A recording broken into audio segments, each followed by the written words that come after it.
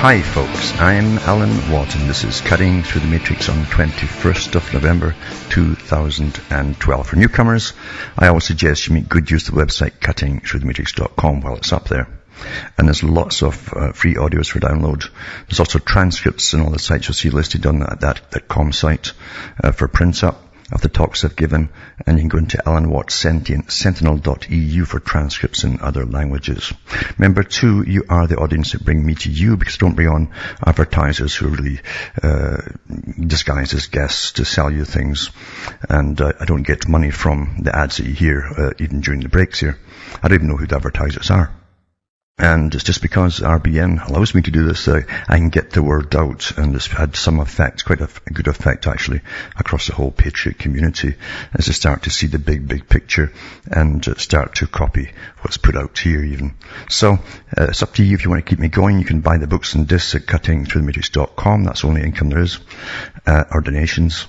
And you can do so by, from the US to Canada. Remember, you can still use personal checks or international postal money orders, or you can send cash or use PayPal. Across the world, Western Union, MoneyGram, and PayPal. Remember, straight donations are really welcome as we go into inflation and a lot more things to come, by the way, too. Because this is the age of transition, remember. This is a time when a very old plan comes into fruition. This is the century of change. All the big boys at academia have been prattling on about it for the last 50 years. And here we are in it now. And the big changes will always be obscure to those at the bottom who have lots and lots of distractions of what's happening today. And that's the technique of this. You understand, you're living through massive plans laid out a long time ago by organizations that got together in the late 1800s and decided to take over the whole planet, run it properly, rather than have people decide for themselves at the bottom what they want to do, who they want to marry, where they want to live, and what they want to work at. No, they would decide all for you. These boys set up the communist system. They already were the capitalist system. In fact, they were all international bankers that formed the Royal Institute for International Affairs, and their sons took over from them. And it's still on the go today. And the American branches and the foreign branches were called councils on foreign relations. So they run the media, they run your entertainment, they run your thoughts for the day. They give you them for sure. Generally it's just data and useless information, but they will never tell you the big plan that they're working on. And remember too, to join these big clubs, organizations, you must be asked into it. You can't apply. And before you're asked, these guys would check you out minutely to make sure you've got what they call the right stuff. You keep your mouth shut. And you would definitely never squeal on the big system, because the public, you see, just like the EU amalgamation, you have to keep it secret until the very end what you're really up to. That's as simple as that. And the public never catch on until it's all up and done. It's finished. They've adapted to little changes, never seeing the big picture as to where it's all supposed to go. Never realizing that a scientific system is bringing them in, the whole world in, under this one system to be ruled by your betters. You know, the inbred ones at the top that have excelled supposedly in academia and end up owning corporations across the planet, and all the banks as well. Resources too. So now they've just added nations to their mission, and you're living through these big times. They use bank crashes because they own the banks, and then they get us to bail them out, and out of it comes further amalgamation, and through global institutions which they also own, like the United Nations. Back with more on this after this break.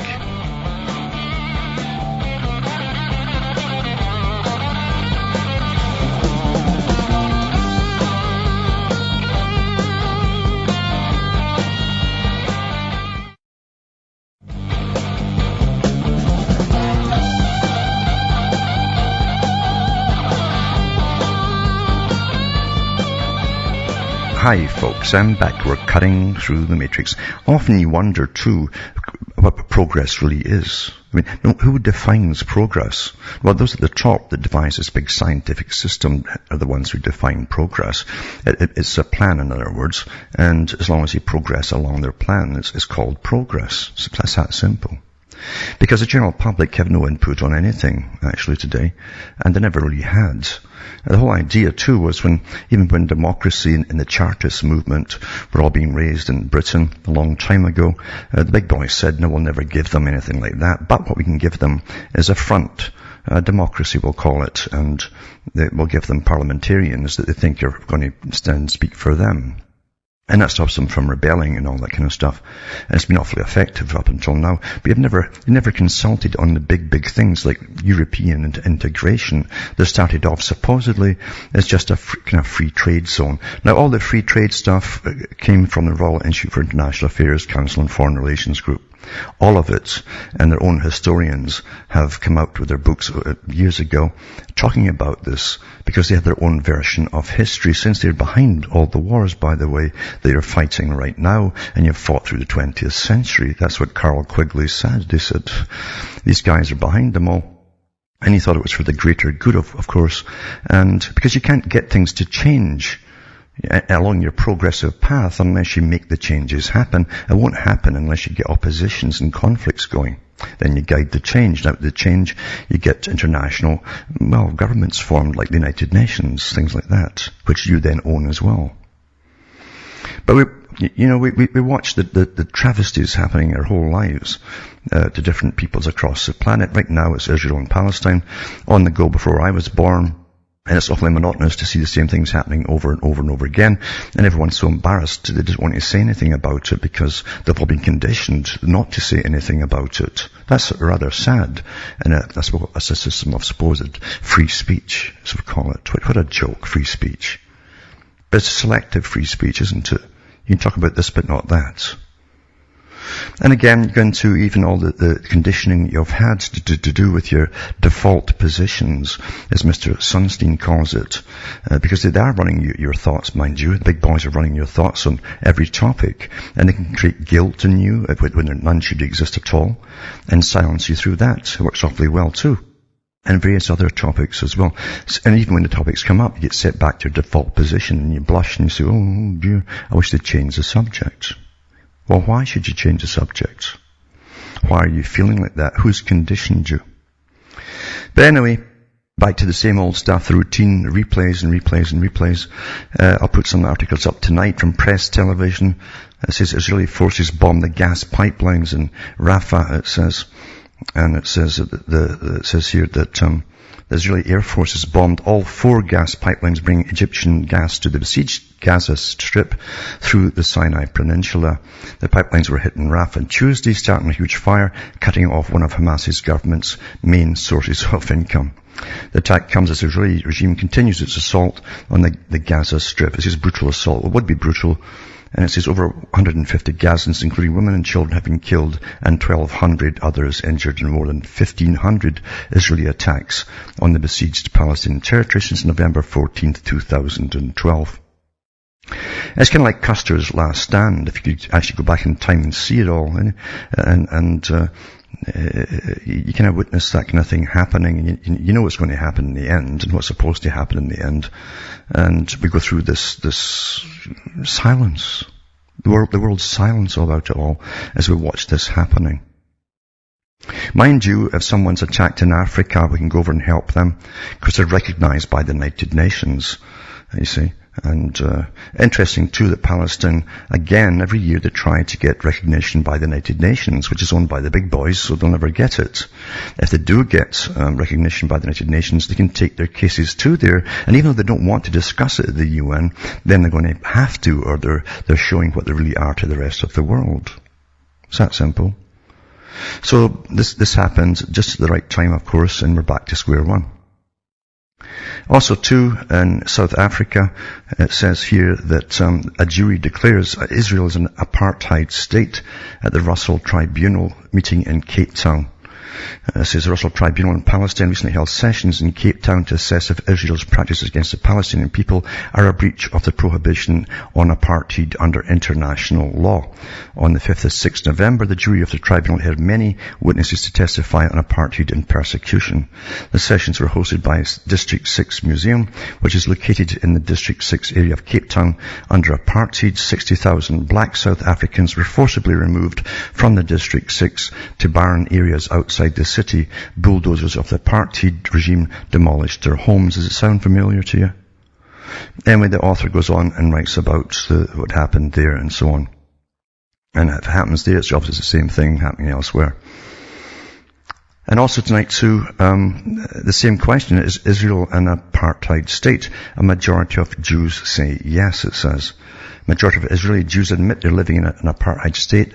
A recent survey claims many also believe that Palestinians should be denied the right to vote and suggested that Jewish citizens should be given preferential treatment. Some 500 Jewish adults took part in a survey answering questions put together by a group of civil rights activists and academics. Haaretz newspaper reported Tuesday the survey's findings revealed that 39% of respondents believe there's a slight form of apartheid in the country, while 19% admit that there is heavy apartheid. Different questions suggested that the number of those in favor of ethnic segregation is higher, with 74% of those surveyed in favor of separate roads for Jews and Arabs in the West Bank. On the contentious issue of the West Bank, 38% of respondents wanted to annex the territories with settlements, and 48% opposed that policy. A following question on voting rights for Palestinians saw 69% of respondents in favor of denying the 2.5 million Palestinians the vote if West Bank territories were annexed. More than a half of those questions said Jews should be given preference over Arabs when applying for jobs in the government sector, and slightly under half favoured legalised discrimination of Arabs, saying that the state should treat Jewish citizens better than Arab ones. The term apartheid emerged in South Africa in the late 1940s when the country's ruling National Party introduced a policy of strict segregation and the racially based denial of human rights. But nothing will happen all this, as you well know.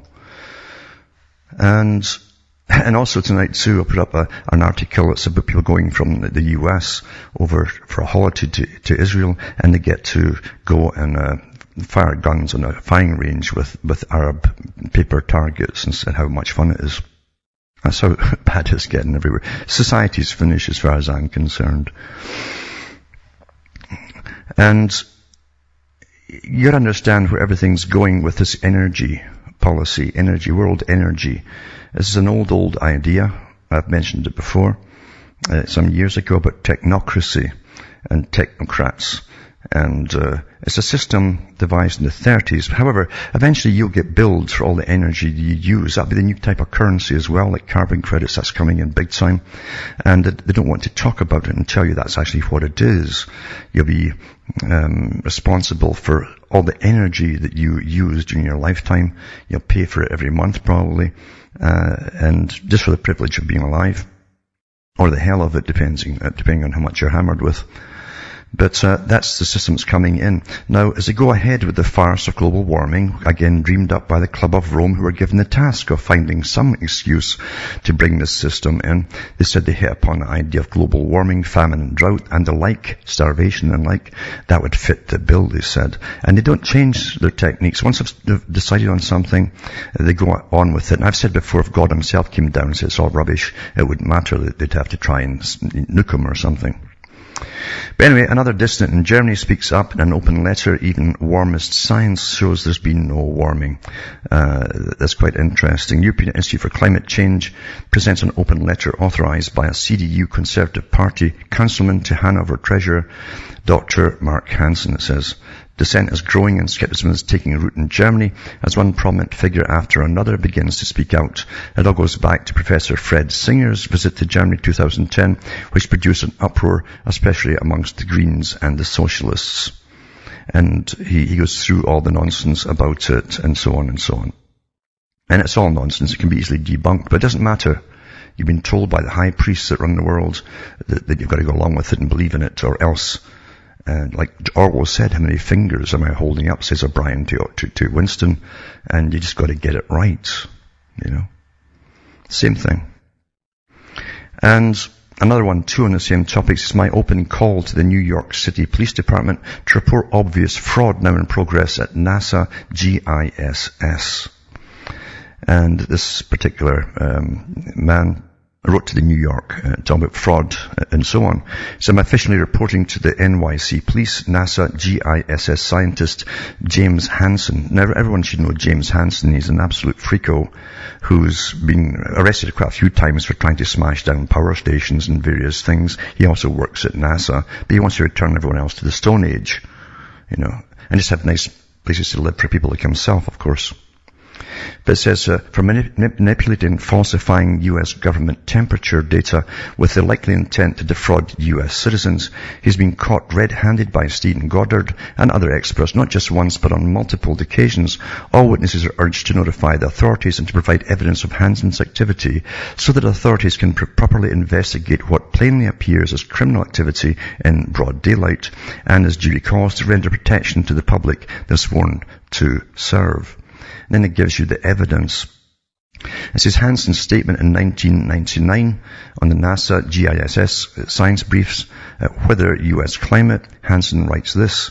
He says, empirical evidence does not lend much support to the notion that climate is headed precipitously towards more extreme heat and drought. So here he is denying what he's saying now. Right?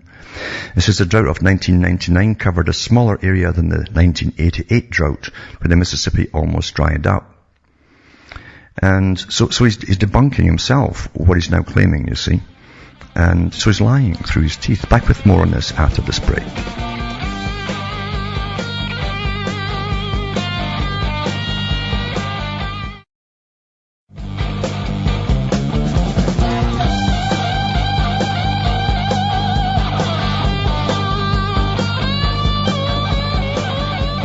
Hi folks, I'm back cutting through the matrix, talking about Mr. Hansen, the famous Mr. Hansen. Remember, all these guys want us to be taxed out of existence because even in Canada, the politician who was attached to the Liberal government when it was their time to be in, because they do take turns at it, I think, toss a coin and agree amongst themselves. But anyway, she was in charge of the environment and so on, and she said, it doesn't matter if all the science is fake on climate change, as long as we can bring a lot of money in. She said, this will get redistribution of the wealth going across the world. But it's not going to the people, you understand. It's going to the big corporations that are behind all of this. But back to Hansen here. And he mentions to say that he says, in the U.S. there's been little temperature change in the past 50 years, the time of rapidly increasing greenhouse gases, he says. In fact, there was a slight cooling throughout much of the country. He says, since then he has doctored the data and claims today it's now warming rapidly. And it shows you his modern chart as he fudges all his old stuff. And as he compared the above chart to his new doctored chart now being used to defraud the US and the world public. The next chart is a comparator to illustrate Hansen's handiwork in misleading the public. And it goes through that too and shows you how it's being done. And it says, suspect Hansen is being aided and abetted by a white, balding male, donning a goatee, who appears to be Hansen's assistant and goes by the name of Gavin. Hansen has already once been arrested by authorities before, and it says, and attempted to incite civil disobedience. He seems to think he's above the law, and now what follows is the latest rock-hard evidence of Hansen's data doctoring to produce the warming results he wants to see. And it's got all the stuff to show you how he's doctored all the stuff over the years. I'll put that up tonight too for those who care about it. And you will care once you're handed your personal carbon taxes, for the privilege of being alive. And this article too, I like the language of it. It says, come to America to take advantage of our free stuff. That's, I guess, everything today is stuff, as we get minimalistic in speech. Anyway, it talks about a website run by the federal government's Welcome to the USA.gov and encourages new immigrants to the United States to apply for welfare benefits. The website's run by the Department of Homeland Security and says that it's the U.S. government's official web portal for new immigrants. So your tax dollars were used to build and maintain a website that teaches immigrants how to come into the country and sponge a living off the federal welfare programs paid for by your tax dollars. What in the world is happening to us? It says, yes, we will always need some legal immigration. We're a nation of immigrants, and immigration has been very good to the country.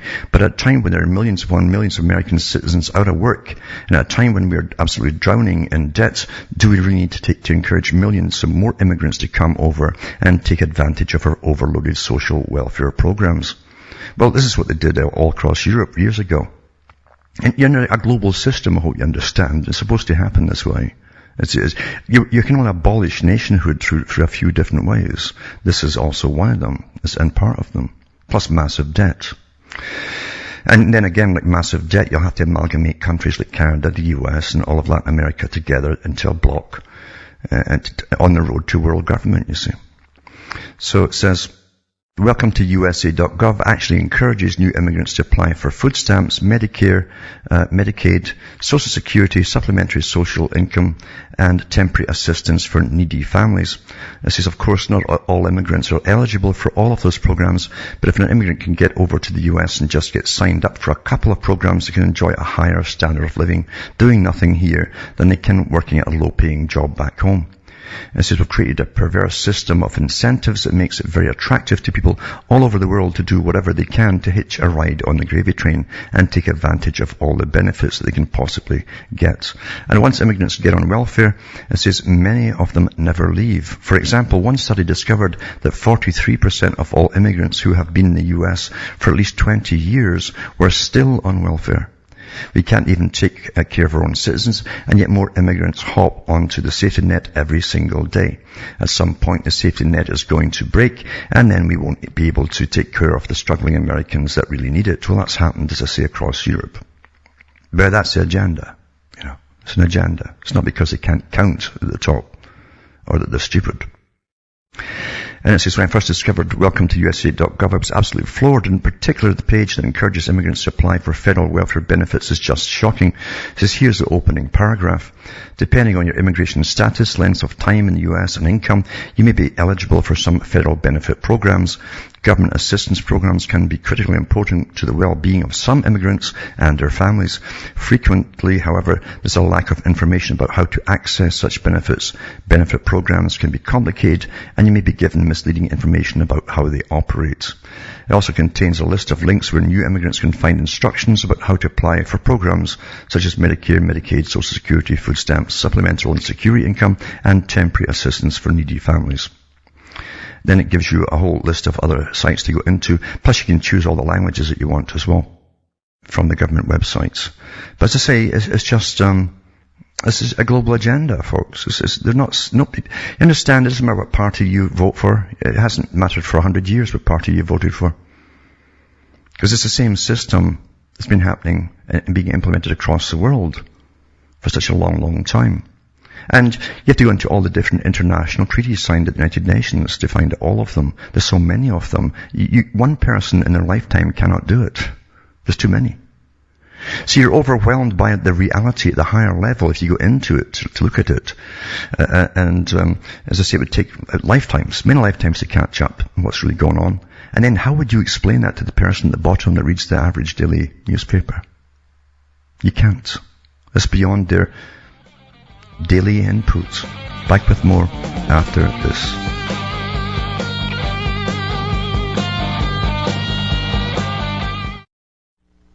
You're listening to the Republic Broadcasting Network, because you can handle the truth.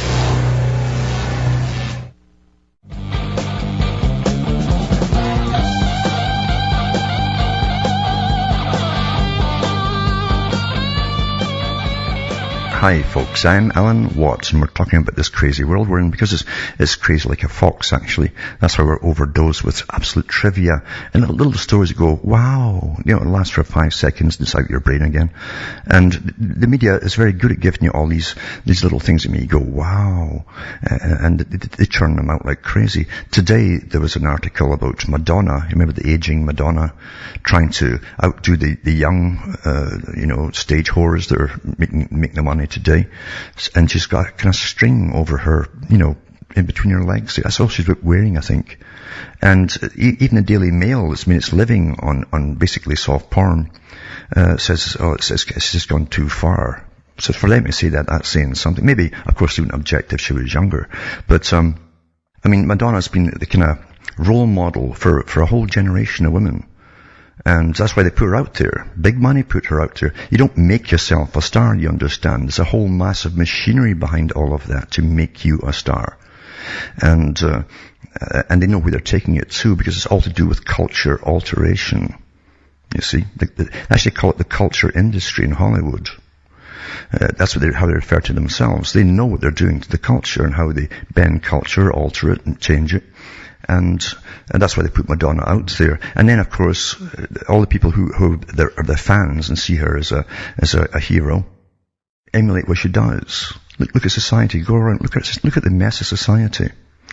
And then, of course, Madonna also has to say she's really into Kabbalism and stuff like that. Well, her Kabbalistic tree has a lot of rotten fruits on it. I think they're rather necrosed with disease. You know, that's where she would lead you if you follow that kind of person. But I'll just mention that.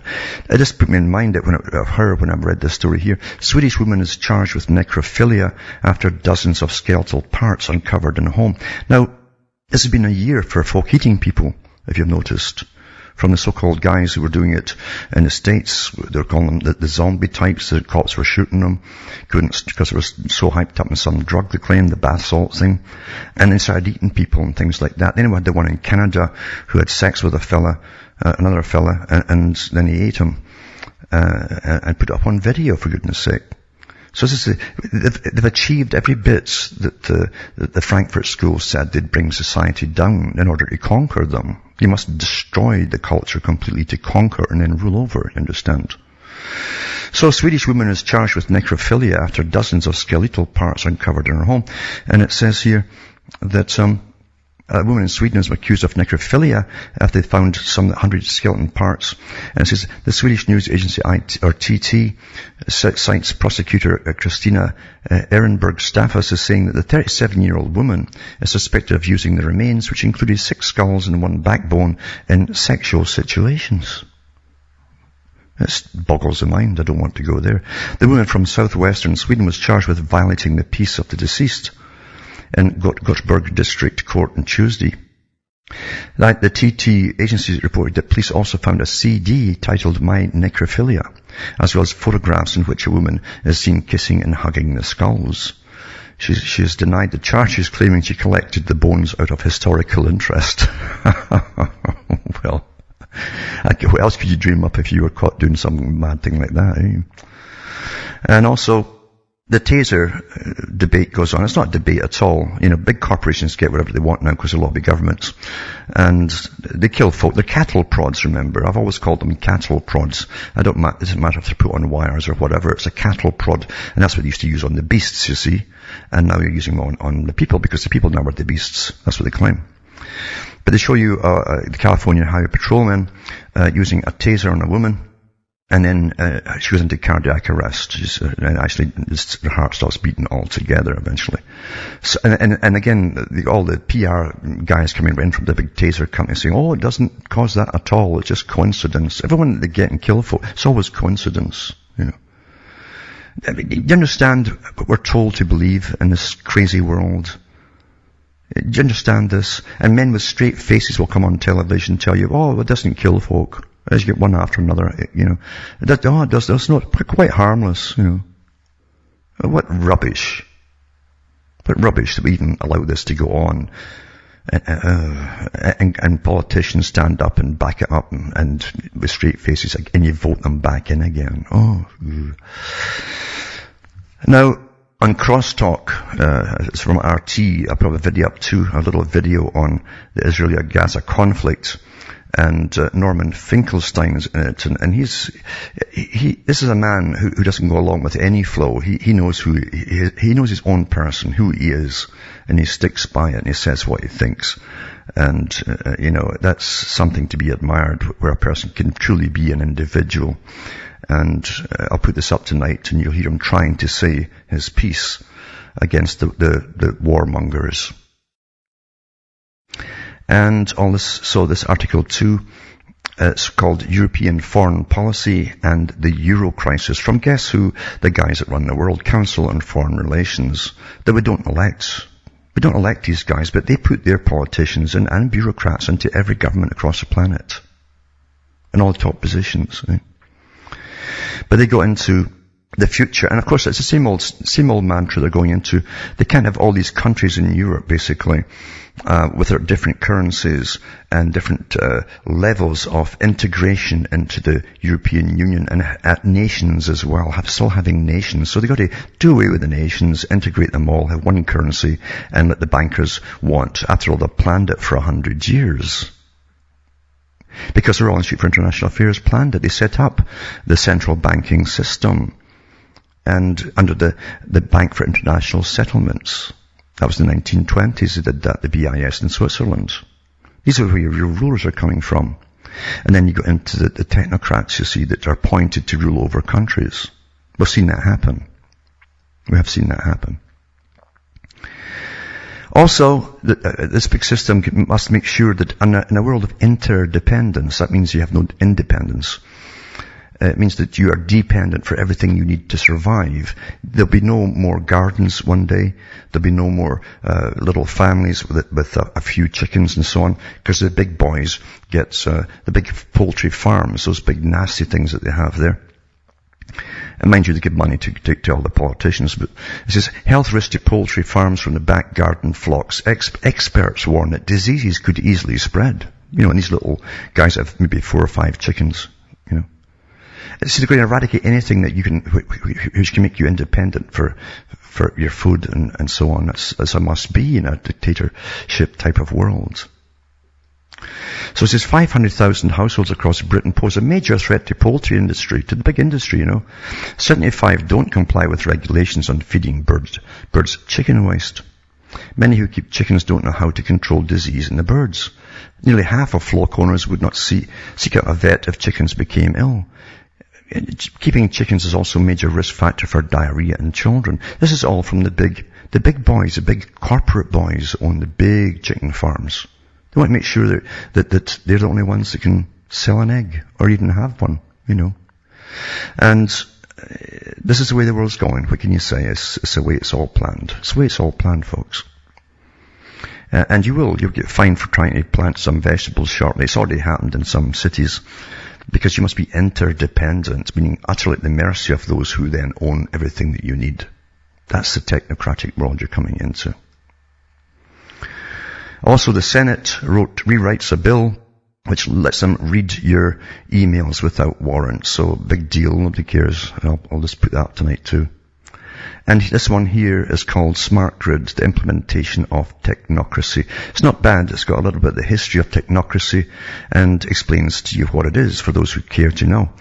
It's according to the United Nations Governing Council of the UN Environmental Programme, our dominant economic model may thus be termed a brown economy. The UNEP's clearly stated goal is to overturn the brown economy and replace it with a so-called green economy. Green economy implies, this is the age of transition, right? This is the decoupling of resource use and environmental impacts from economic growth.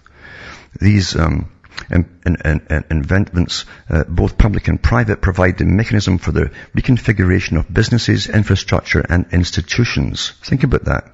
The reconfiguration of businesses, that's all businesses.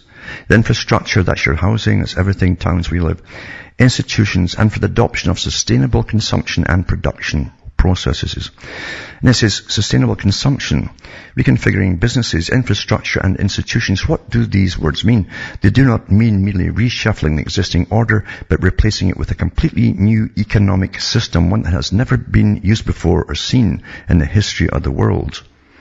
And this paper demonstrates that the current crisis of capitalism is being used to implement a radical new economic system that would completely supplant it. It's not some new idea created in the bowels of the United Nations. It's a revitalized implementation of technocracy that was thoroughly repudiated by the American public in 1933 in the middle of the Great Depression. The technocrats have resurfaced, and they do not intend to fail a second time. Where they succeed, this time will depend upon unintended servants of technocracy and the citizens of the world. Indeed, those dark horses of the New World Order is not communism, socialism, or fascism. It is technocracy. Actually, it comes from the same group that created all those communism, socialism, and fascism. That was just one more branch of it. They hoped to implement it then, actually. It says, founded by Howard Scott and King Hubbard in 1932 during the Great Depression, Technocracy proposed a radical new solution for the world's economic ills. In 1932, Harry A. Porter wrote in Roosevelt and Technocracy, just as the Reformation established religious freedom and its Declaration of Independence brought about our political freedom, Technocracy promises economic freedom. Porter's plan included abandoning the gold standard, suspending the stock exchanges, and nationalizing railroads and public utilities. Freedom notwithstanding. Actually, they said they've done the same thing through public-private partnerships. You understand? They've done it. It's very clever. Porter then called for President-elect Franklin D. Roosevelt to be sworn in as dictator rather than president so that he could overturn the existing economic system in favor of technocracy. As drastic as these changes from the present order of things may be, they'll serve their purpose if only to pave the way for the economic revolution and technocracy. If technocracy had truly been extinguished before the onset of World War II, we would not be concerned about it today. However, when Zbigniew Brzezinski wrote the book Between Two Ages, America's Role in the Technotronic Era, in 1968, and I've mentioned that many times on this broadcast, it was essentially a neo-technocratic treatise calling for a fourth and final stage of world history, or the Technotronic Era. When David Rockefeller picked Brzezinski to co-found the Trilateral Commission in 1973, remember he was the head then, Rockefeller, of the Council on Foreign Relations. It was with the specific goal to create a new international economic order. Have you heard that before? Without some knowledge of history, technocracy, exactly what is the Trilateral Commission ultimately had in mind, what they had in mind, was such a goal could not possibly have been understood. Today it's necessary to rethink these issues in order to determine if this radical movement is still operating, what are their goals, and how do they plan to achieve their goals. Well, they haven't gone away because the Royal Institute for International Affairs were the guys who dreamed the whole idea of technocracy up. They go through phases of conflict through communism, capitalism, merge the two together, you see, down the road, bring in a form of socialism, and then bring in the technocratic era. That's what's happened. You understand? Anyway, it says, in Carbon Currency, A New Beginning for Technocracy, the subject of historic technocracy was introduced in the context of altering a new economics, or creating a new economic system based on energy accounting, carbon taxes and so on. Energy accounting rather than price accounting. An energy-based accounting system uses energy certificates or carbon currency instead of dollars or other fiat currencies. Periodic and equal allocations of available energy are made to citizens, but they must be used within the defined time period before they reach an expiration date. That's what Bertrand Russell said in the 1950s. He said, a system will be brought in based on a form of credits, he said. Everyone will be allowed so many credits, you couldn't save them up and get rich because they'd expire every Monday. That's for you lot down below, of course, not for the ones who run it all. The pressing and unanswered question is how much technocratic system has actually been implemented.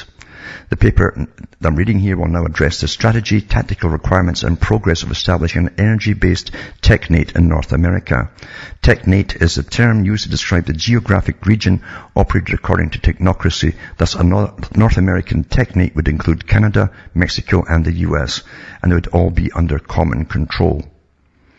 The requirements of it are the Technocracy study course, and that's the name of it, a Technocracy study course. You can download that, by the way, and I'll put it up tonight, the links. Written by Howard Scott and M. King Hubbard, and lots of folk will have it out in their other shows, but by the end of the week. In 1932, established a detailed framework for technocracy in terms of energy production, distribution, and usage. According to Scott and Hubert, the distribution of energy resources must be monitored and measured in order for the system to work. And this is the key, monitoring and measuring. Smart growth, folks, smart meters, smart everything, eh?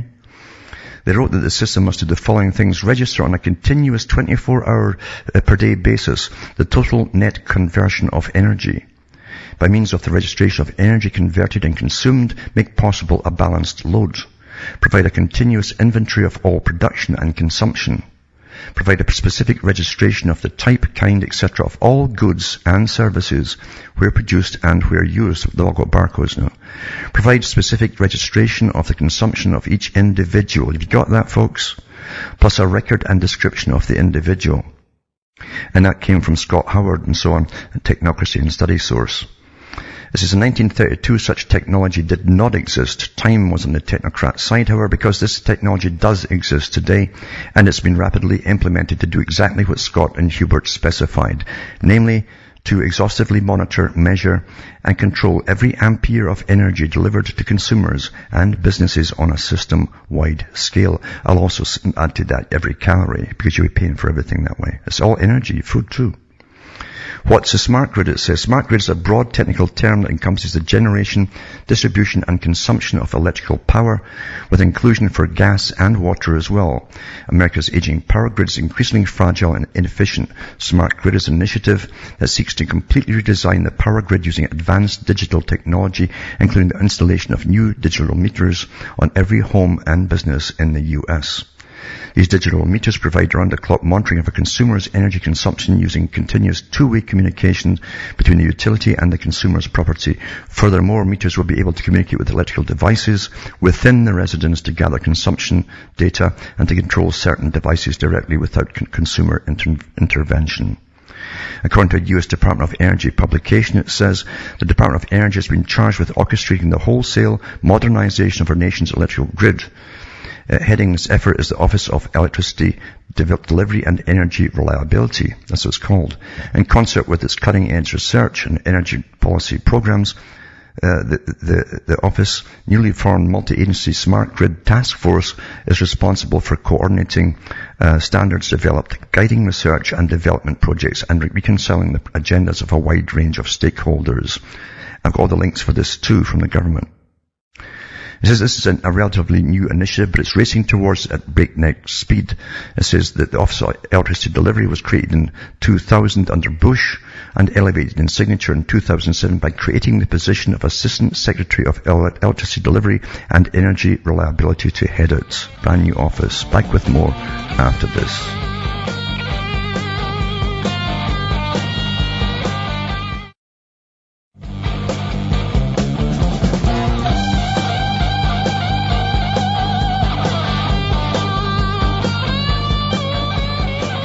Hi folks, I'm back cutting through the matrix, and just before I take a caller, just to mention this is an article you've got to read. I'll put up tonight at cuttingthroughthematrix.com, and it's the implementation of technocracy for those who don't understand what's really going on. For those who really want to know what's going on, they will read it, and the ones that are wanting to see Madonna's G-string will probably be into that instead. That's the unfortunate truth of society as we know it today. But don't forget this article is a very important one, because that's what you're going into under many different guises and names. Now, there's Alex from Vancouver on the line. Are you still there, Alex? I'm here. Yes, go ahead, Alex. Yeah.